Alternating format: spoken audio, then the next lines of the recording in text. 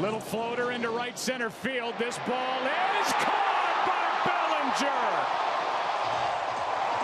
What a catch.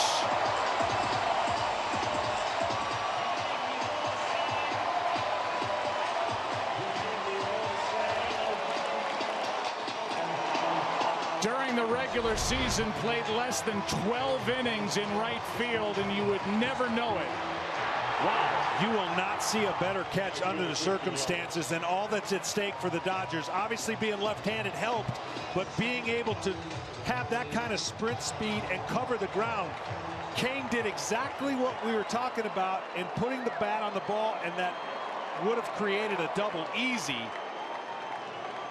It's the kind of pressure you put on the team, and see the Dodgers knowing what that was going to look like had that ball dropped.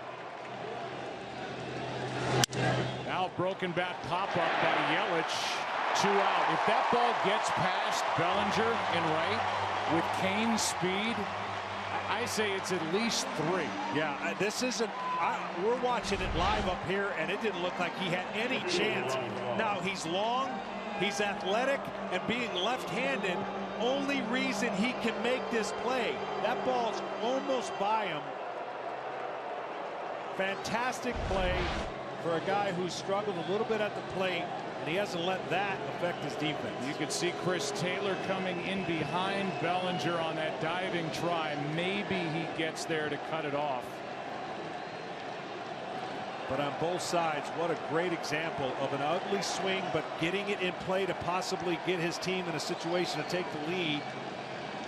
That's Kane at his best. Here's Braun with a 2-out base hit.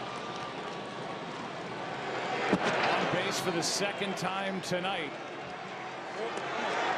And Aguilar will be the hitter.